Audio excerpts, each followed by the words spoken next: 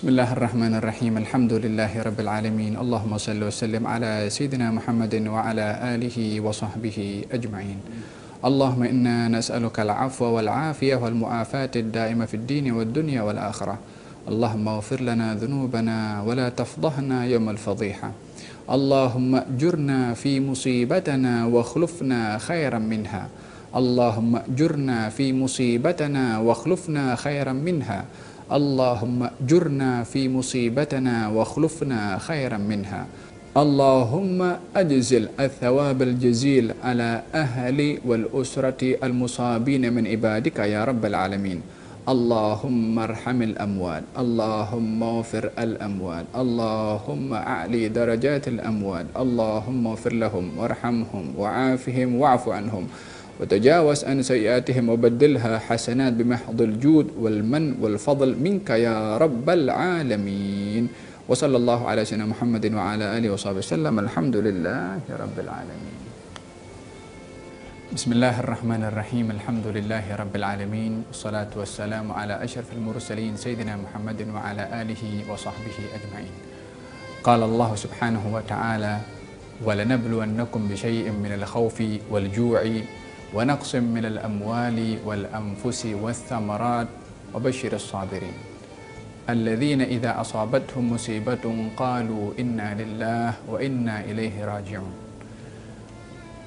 Allah Subhanahu wa Ta'ala berfirman, kami Allah pasti akan menduga dan menguji kepada kamu semua dengan sedikit daripada perasaan takut dan lapar, kekurangan di dalam harta dan nyawa, dan juga kekurangan di dalam buah-buahan.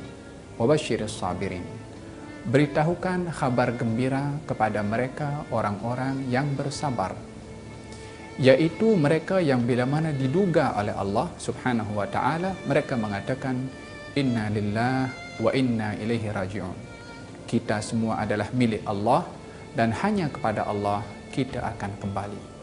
Kejadian yang berlaku kepada MH370 Malaysia Airlines adalah suatu musibah yang menimpa khususnya kepada ahli keluarga penumpang yang ada di dalam kapal terbang tersebut, dan pada hakikatnya adalah musibah kepada kita semua yang kita perlu mengambil iktibar daripada ayat yang disebutkan oleh Allah di dalam Al-Quran akan musibah itu untuk kita kembali kepada Allah dengan mengucapkan inna lillah wa inna ilaihi raji'un. Kembali kepada Allah, ridha dengan ketentuan Allah Subhanahu wa Ta'ala ke atas musibah yang menimpa kepada kita, khususnya kepada ahli keluarga penumpang yang berada dalam pesawat tersebut.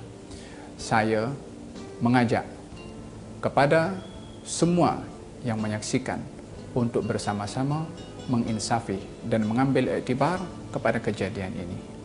Yang pertama, kepada mereka yang berada di dalam kapal terbang itu, bila mana Allah Subhanahu wa Ta'ala menjaga kepada mereka dan belum dikembalikan atau diambil oleh Allah Subhanahu wa Ta'ala, kita berdoa moga-moga Allah Subhanahu wa Ta'ala menjaga mereka di mana saja mereka berada untuk dikembalikan ke pangkuan ahli keluarga mereka.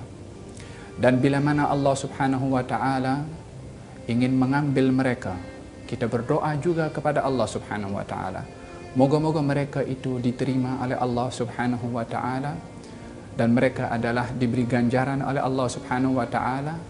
Dan juga kita berdoa kepada Allah Subhanahu wa Ta'ala ahli keluarga yang kehilangan orang-orang yang tersayang diberikan oleh Allah ketabahan, kesabaran dan juga ridha menerima dengan ketentuan qada dan qadar Allah Subhanahu wa Ta'ala, yang itu adalah merupakan sikap kepada orang-orang yang beriman. Dan saya menyeru kepada semua juga untuk bersama-sama berdoa. Yang mampu untuk bermunajat dengan Allah di waktu malam, gunakan peluang itu untuk bermunajat, berdoa kepada Allah Subhanahu wa Ta'ala agar supaya membantu kepada pihak yang berkuasa, khususnya kerajaan Malaysia, dan dibantu dari beberapa negara yang membantu untuk mencari agar supaya Allah Subhanahu wa Ta'ala membantu kepada mereka mempertemukan nasib yang dialami oleh mereka yang berada di dalam MH370. Bagi kita semua berdoa kepada Allah dan mengambil iktibar Adapun doa kita kepada Allah Subhanahu wa taala adalah agar supaya Allah Subhanahu wa taala menjadikan kita orang-orang yang menerima akan musibah yang menimpa. Iktibar yang perlu kita ambil adalah wa ma tadri nafsum madza taksibu ghada wa ma tadri nafsum bi ayyi ardin tamut. Tak seorang pun tahu apa rezeki yang akan didapat hari esok, dan tak seorang pun tahu di mana dia akan meninggal dunia. Iktibar yang perlu kita ambil adalah bersiap sedia akan seruan Allah Subhanahu wa taala kepada semua makhluk untuk kembali. Ta'addadatil asbab wal mautu wahidu. Sebab boleh pelbagai, tapi kematian adalah satu. Kita berdoa kepada Allah Subhanahu wa taala dengan doa setulus hati kita, menadahkan tangan kepada Allah Subhanahu wa taala agar supaya Allah Subhanahu wa taala bila mana menghendaki mereka kembali dengan selamat, moga-moga Allah Subhanahu wa taala menjaga kepada mereka di mana saja mereka berada, dibimbing, dipelihara, dan juga diberikan kawalan sebaik mungkin oleh Allah Subhanahu wa taala kepada mereka. Untuk ahli keluarga, semoga Allah Subhanahu wa taala menganugerahkan kesabaran, ganjaran, ketabahan, dan juga ridha ke atas ketentuan qada qadar Allah. Kepada mereka berkuasa, pihak berkuasa, Allah Subhanahu wa taala berikan ganjaran dan bantuan kepada mereka yang berusaha bertungkus lumus untuk menjumpai keadaan daripada mereka yang berada di dalam kapal terbang. Dan kepada kita, moga-moga Allah Subhanahu wa taala memberikan kepada kita pengajaran dan masing-masing mempunyai hubungan dengan Allah, berdoa kepada Allah Subhanahu wa taala. Hadza billahi taufik.